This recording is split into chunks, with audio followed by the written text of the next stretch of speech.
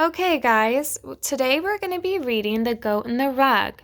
Now, I did send your books home with you on Friday, along with a reading comprehension sheet that is located in your blue folder. So you guys can follow along with me in this video, but you will need to complete the reading sheet afterwards, just like we do every single Monday. Okay, but before we begin, let's just look over here at our target vocabulary.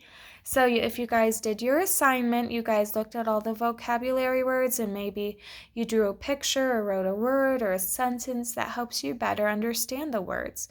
So our 8 vocabulary words this week are yarn, strands, spinning, dye, weave, sharpening, duplicated, and delicious. And what we're going to really be focusing on this week in reading and understanding what we read is conclusions. Use details to figure out more about the text. We're going to work on summarize. Stop to tell important ideas as you read. And the genre for the story today is narrative nonfiction. Tells a true story about a topic. Our essential question we're going to be focusing on today is what helps you make a decision about a character? Okay, friends, I want you to do as we always do in our reading group on Monday. Just stay on the same page and follow along as we read. Okay, let's turn to the first page. Okay, my name is Geraldine and I live near a place called Window Rock with my Navajo friend Glen May. It's called Window Rock because it has a big round hole in it that looks like a window open to the sky. Glen May is called Glen May most of the time because it's easier to say than her Indian name, Gli Nazba. In English, that means something like female warrior, but she's really a Navajo weaver. I guess that's why one day she decided to weave me into a rug. Okay, guys, so what do we know? Who is Glen May here? I want you to take a minute and think about that. And if you need to look back in your text, go ahead. And who is Geraldine in this story? Okay, awesome. Let's go ahead and read the next page. Follow along. I remember it was a warm, sunny afternoon. Glen May had spent most of the morning sharpening a large pair of scissors. I had no idea what she was going to use them for, but it didn't take me long to find out. Interesting. Do any of you guys have any idea what she might be using those for? Okay, keep that in mind as we turn to the next page. Ooh, wow. What's going on here? Okay, follow along. Before I knew what was happening, I was on the ground and Glen May was clipping off my wool in great, long strands. It's called mohair, really. It didn't hurt at all, but I admit I kicked up my heels some. I'm very ticklish for a goat. I might have looked a little naked and silly afterwards, but I did feel did I feel nice and cool. So I decided to stick around and see what would happen next. Okay, friends, I'm going to ask you a question right now before we read the next page. What do you think Geraldine means when she says, kicked up her heels? Why do you think so? Okay, let's go ahead and read this next page. The first thing Glen May did was chop up roots from a yucca plant. The roots made a soapy, rich lather when she mixed them with water. She washed my wool in the suds until it was clean and white. Okay, let's turn the page. Okay, take a peek at the pictures before we start reading, okay? Okay, let's follow along, guys. After that, a little bit of me, you might say, was hung up in the sun to dry. When my wool was dry, Glen May took out 2 large square combs with many teeth. By combing my wool between these carding combs, as they called, she removed any bits of twigs or burrs and straightened out the fibers. She told me it helped make a smoother yarn for spinning. Okay, so now we're going to stop and think.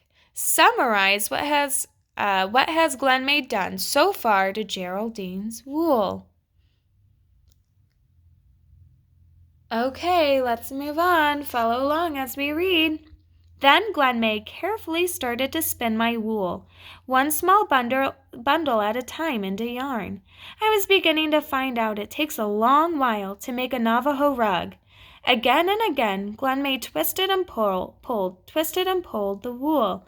Then she spun it around a long, thin stick she called a spindle, and she twisted and pulled and spun, the finer, stronger, and smoother the yarn became. Okay, next page. Okay. A few days later, Glen May and I went for a walk. She said we were going to find some special plants she would use to make dye. I didn't know what dye meant, but it sounded like a picnic to me. I do love to eat plants. That's what got me into trouble. Okay, what do you think Glen May will do with the dye that she makes? She'll probably use it to add color to the wool from Geraldine. Okay, let's go ahead and read the next page.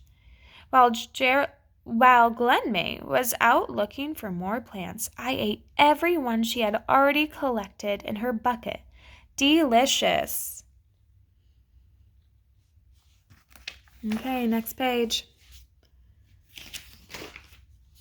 Okay, follow along. The next day, Glen May made me stay home while she walked miles to a store. She said the dye she could buy wasn't the same as the kind she makes from plants.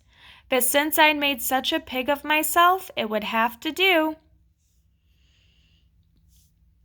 I was really worried that she would still be angry with me when she got back. She wasn't, though, and pretty soon she had 3 big potfuls of dye boiling over a fire.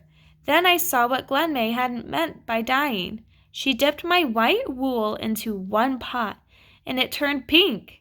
She dipped it in again. It turned a darker pink. By the time she'd finished dipping it in and out and hung it up to dry, it was a beautiful, deep red.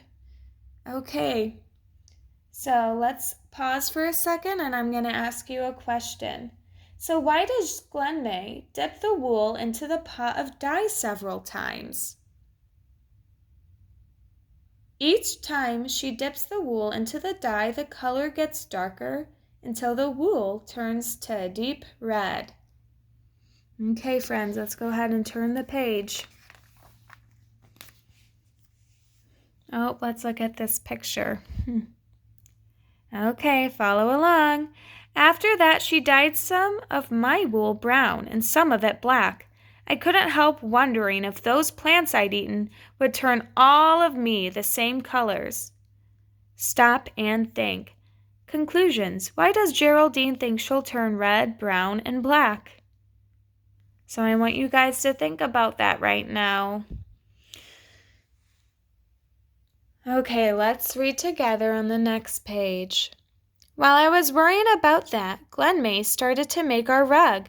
She took a ball of yarn and wrapped it around and around 2 poles. I lost count when she reached 300 wraps. I guess I was too busy thinking about what it would be like to be the only red, white, black, and brown goat at Window Rock.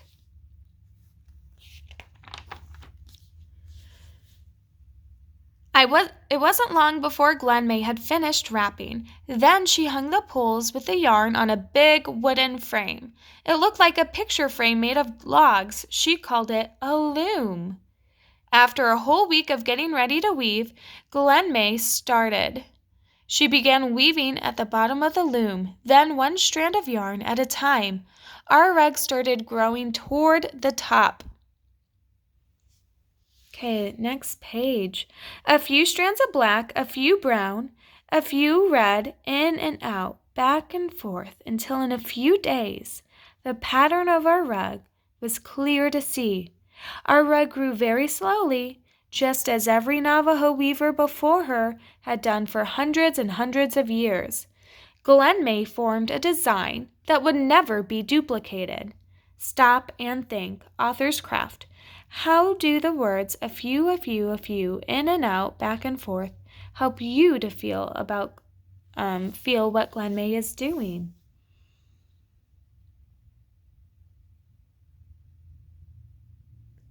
Okay, friends, let's get ready to turn to the next page.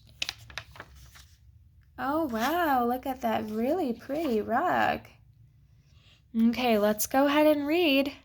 Then at last the weaving was finished, but not until I checked it quite thoroughly in front and in back did I let Glen May take our rug off the loom.